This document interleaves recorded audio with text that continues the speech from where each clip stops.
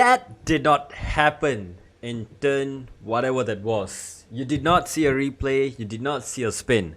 Yes, welcome to Azerbaijan here in the Baku City Circuit. Uh, ooh, uh, I just did a Kimi, literally. I wish I have the knowledge on editing so I can just slap that on and then make it look like nothing happened. But there you go. That's the reality of time trial. That's never perfect. It's always a magical lap that you can see, a 39.4 on the screen. That's the magical lap that I did on the world record setup. And the setup that I'm using here is just basically slightly adjusted for a bit more stability, but also a little bit more downforce. Just a little bit more, not too much. So again, it's just a track guide.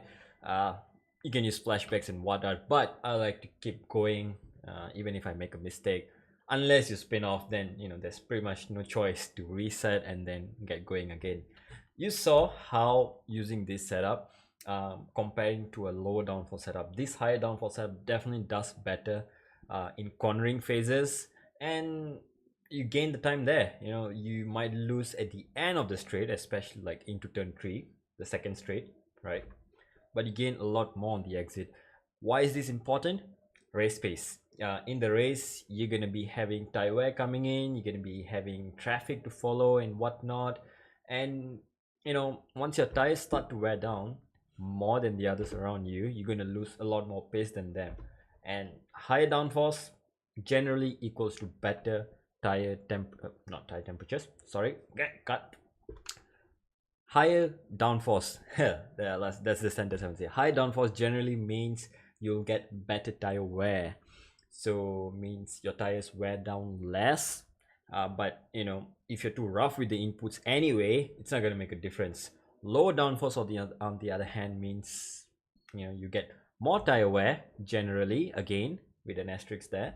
But if you can manage your pace, if you're in heavy traffic and whatnot, you just lift off a bit earlier, brake a little earlier, and just coast the car into the corners instead of like just hustling and yum yum and yum.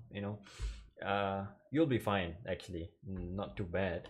But again, as the tires start to wear down, high downforce will help you to regain that pace that you need, especially in slow corners and maybe even some high speed corners. But this track predominantly is all low speed corners and a lot of slow turns as well, 90 degrees, a lot of left right, it's full 90s, full left and then right.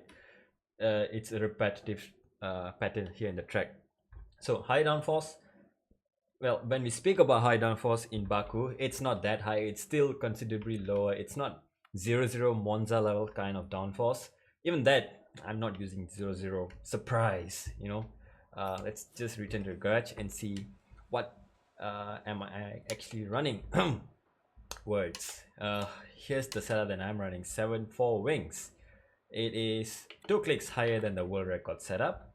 For obvious reasons, as you can see, you do gain a lot on corner entry and corner exit.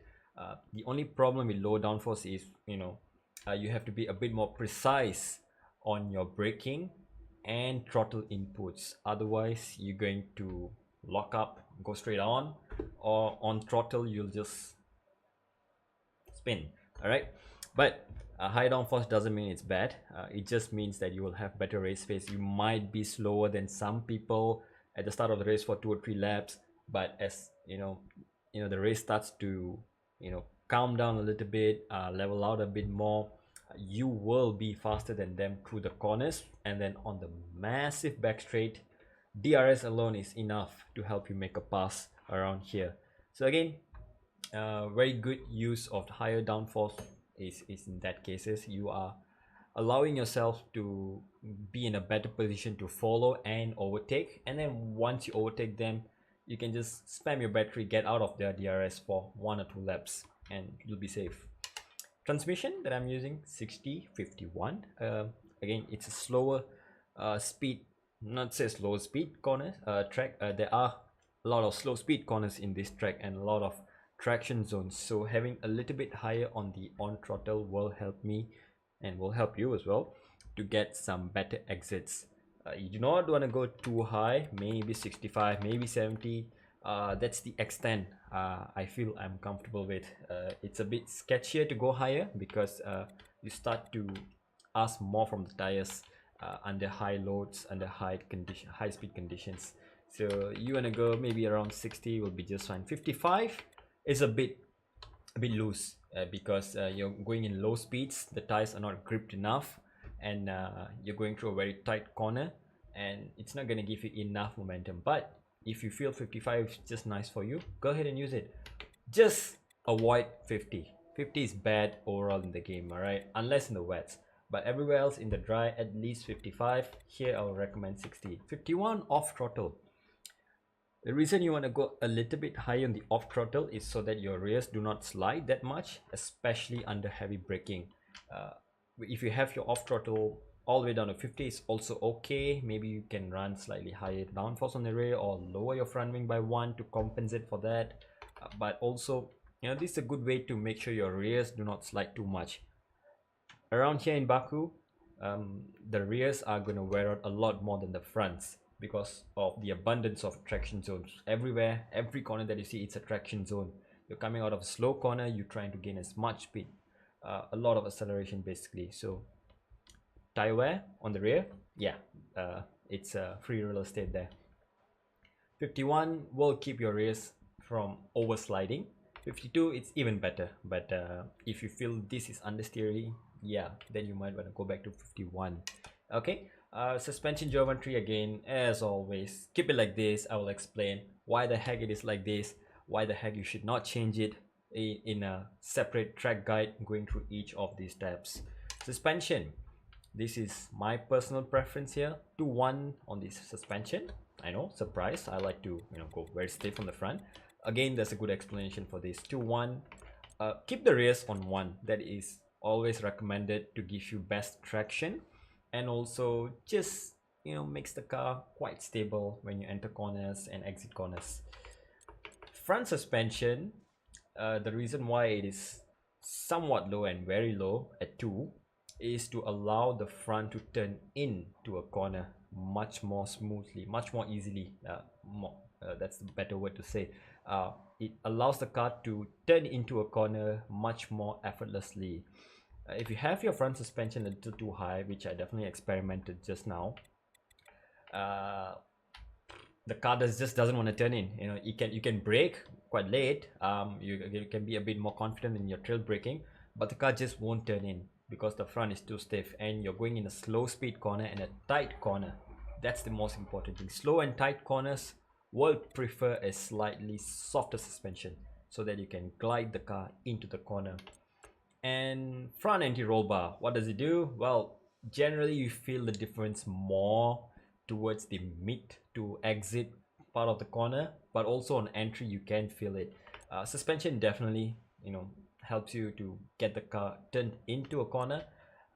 Front anti-roll bar, I like to say it this way, that it helps you to feel the car, to control the car more in the mid cornering while you're cornering, right?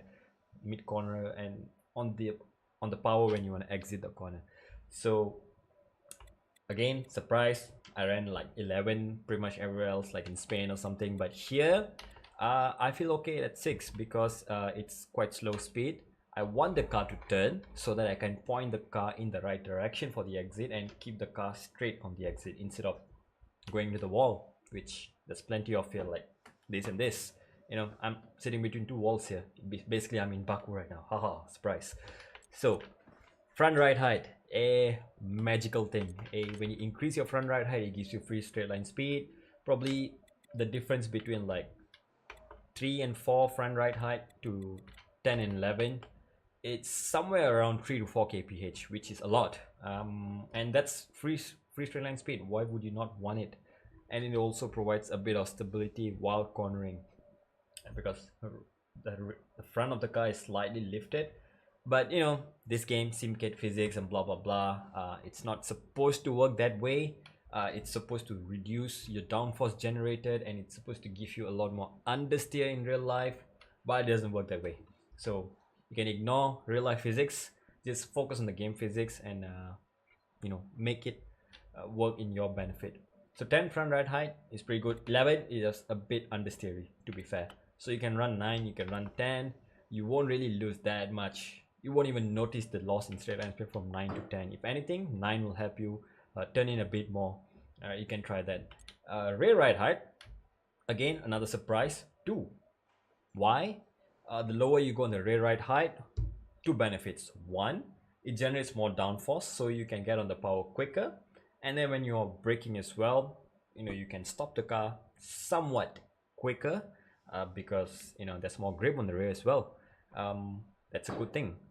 The second benefit is with a lower rear ride height, straight line speed is improved. Yep, so magical. Well, technically 11.1 like this will give you the best straight line speed, but it's not drivable in most cases, in most tracks. This is a good compromise here too. Now if you do run maybe like downforce, maybe like 7.4 or even higher downforce, maybe if you want to go like 9.6, which is also possible, then I will definitely suggest trying out between 2 or 3 rear ride height, because the higher you go on downforce, it's going to press the car more into the ground, and that might cause your car to bottom out. So if you are bottoming out, you will start to notice that the rear of the car just starts to move a bit more. It may slide and may induce a spin. If you do feel that, raise the rear ride height, you should be good. Okay, and yeah, let's start with this. And then brakes, 151, 100% pressure always. Brake bias, I use 51 here because there's a lot of heavy braking and the car is pretty much having very low downforce, and with lower downforce you don't really get that much grip in the corners, and when your rears start to slide into a corner, it's pretty hard to catch, much harder to catch than using a high downforce setup. And also it helps me to get the car pointed in the way I want it. So 51, a good place, good sweet spot for the brake bias. Also in the race, you can use 51 because the rears are going to be wearing on a lot more than the fronts. So you can start to push your brake bias forward maybe to 51 and then to 52. That will start to use your fronts a bit more for the braking, and surprisingly it works. You will not feel that the rear of your car is going to kill you. Okay, 50 is okay in qualifying. Always recommend 50, but even 51 will work. Don't think that 50 is only the way to go about it. In some tracks, some specific conditions, you may need 51. Okay. Tire pressures, bleh. Good old boring tire pressures. 0 clicks on the front, 3 clicks on the rear. Is it 3? Yes, it is 3 clicks. Reason for going low on the pressures is because you want to keep the tire temperatures in check, somewhere in the range of say 93, 94, 95 degrees Celsius. Sorry, Fahrenheit guys. I don't do Fahrenheit, I do metric. So 95 degrees, I'll say, is like 90 to 95 is where you get somewhat the optimal grip, but you want to be closer to 94, 95. Tracks like Baku, because there's a lot of slow speed corners, you're going to lose temperatures much quicker. In qualifying with soft tires, definitely recommend running maybe like this: 0 on the front, 3 on the rear, or even 2 on the rear. Okay. But in the race, if it's going to be fully sunny, perhaps you can keep it like this. If it's partially sunny, right? It has a sun and a cloud, partially sunny. What you can do is you can still run the same pressures. You'll be fine. But if it's fully overcast, the track is going to be much cooler, and you will find it hard to generate temperature. And when your temperature are like in the 85 to 90s, between there, you will not feel that you're losing pace, but you are losing pace because the tires are not in their optimal temperature, which is 90 plus. So maybe 1 click at most. If you feel on the hard tires in heavy fuel, the car is just not warming up the tires, do this: 1 click on the front and raise the rear by 1 click as well, if you need that temperature, and you'll be good. And especially if there's rain, this will help you in the rain transition. Say if it's going to go from dry to wet, right? While you're still on the dry tires and it's starting to spit, it's starting to drizzle, your tires will cool off naturally. Having higher tire pressures will make sure you have a bit more temperature just for a little longer.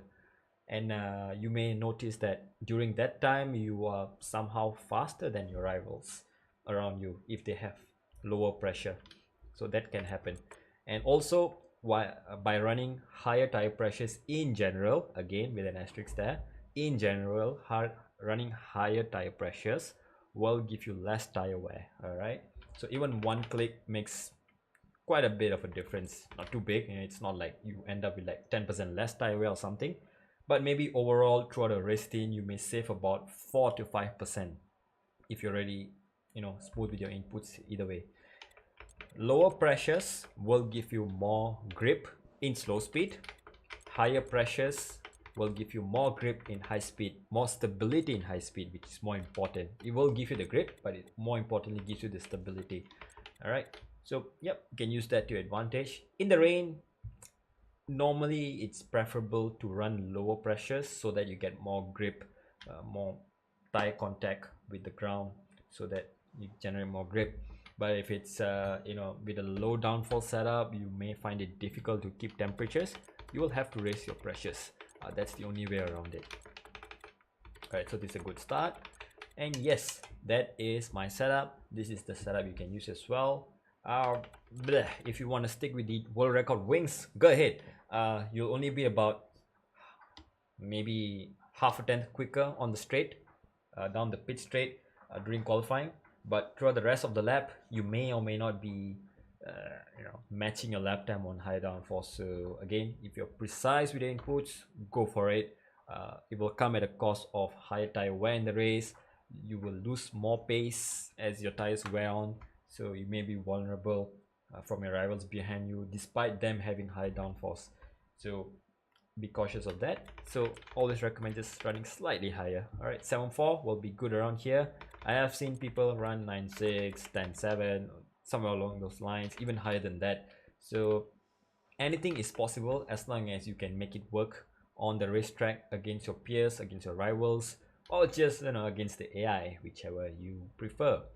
Okay, so 7.4, good start. Transmission 55 or 60 will work on the front, on the on throttle, and off throttle at least 51. At least 51. 52 will be also doable in the race, and it's also quite nice. Not really much difference, but I think 52 just gives a bit better feeling in the car as the tires are wearing more and more. It gets a bit more nice to drive. Okay, geometry, again, keep it like this.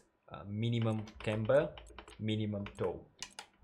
Suspension 2.1, 6.1, 10.2. You can even go 9.2 on the front ride height if you need the front to bite in a bit more into the corner, or even 8.2. Anything is possible.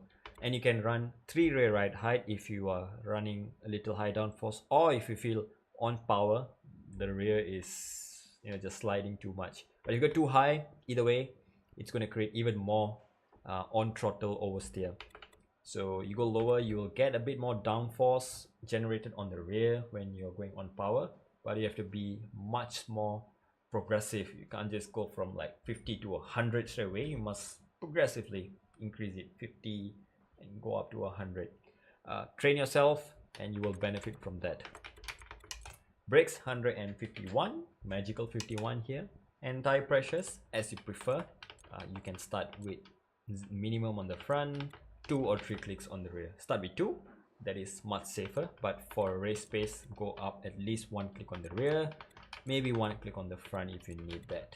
Okay, best way to see what is the correct pressure range you need, I always like to try out in sunny conditions. That is the hottest conditions you can do.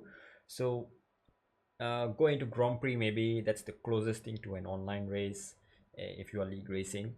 So take the hard tires, take full race fuel load, which is 26 laps for 50% race in Baku, sorry. 26 laps in Baku. Is it 26 laps or 25? Whatever. 26 laps, and then take the hard tires and maybe start with these pressures and see.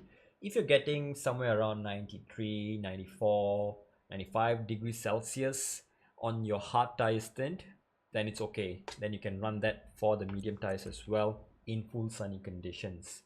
If you get too cold tire temperatures, basically you're around the 91s, 92s, it's still okay, because when you go on to the medium tires, your pressure, your temperatures are naturally going to be higher with a softer compound, so it's still okay. But if on the hard tires in the sunny conditions, your tires are like stone cold-ish, not stone cold, maybe still warm, but barely about 88, 89, then you will have some trouble finding some lap time. So in that case, I recommend increasing at least 1 click and you'll be fine for that. So that is the pressures you want to use for a fully sunny condition race, or maybe starting sunny or whatever. All right, and then if it's a colder condition in the race, if it's overcast all the way, just start with 1 click higher, you'll do well. If it's partially sunny or fully sunny, just keep it the same and you'll be fine again. There you go. And a quick look at what is the world record setup and how it differs to, you know, what we have over here. And a world record setup, obviously it's quick as a baseline. It may or may not work for you in a race condition. 5.2 is what, you know, world record setup is. 55 again, pretty standard on throttle. 50 off throttle again, works in qualifying and time trial. Geometry is the same, no difference there. Suspension, it's a bit different. Again, it goes by feel. I kept the same ride height, I liked it. But maybe I want to try 9 if I do a league race around here this or next season. Anti-roll bar, I increased it to 6 for a better feel. Suspension, I reduced it to 1 for better exits. And front suspension, I increased it to 2 just so the car doesn't move too much when I go into a corner. It's not too pointy, it's just nice enough that it will not start to over rotate the car. Brakes 151, 50, same thing. Pressures, again, these are the magical pressures for time trial. Minimum front, maximum rear. Minimum front gives you best grip on the front, maximum rear gives you best stability on the rear. Well, there you go. And yeah, so we are done with Baku. Used to be a track that I hated in the last game for, you know, for obvious reasons, because it just wasn't so intuitive to drive. Not to say it's not intuitive in this game either. Handling has some way to go in terms of you know, feeling the car. It's still sort of disconnected from the car, from the ground. Whatever, we can complain about it, but let's just get on with it. Live or just let it go. Yeah, good luck using the setup. Let me know how you feel, and also hit that red thingy, the subscribe button, which is, I'm guessing it's there. Maybe it's there. Hit that subscribe button, hit that notification bell so you'll get updates when I'm publishing new things, or maybe community posts. I just discovered that. Yay, wow, okay, cool. I didn't know I had that feature enabled for a long time. So yeah, and yeah, leave your comment and share this around, blah blah blah. We'll see you in the next one, which is gonna be, well, I have no idea. I'll be away for a week or two for holidays, and I don't know if which track I'm gonna be preparing for. So let's just see what's gonna be coming up in the next race. So take care everyone, toodles, bye bye.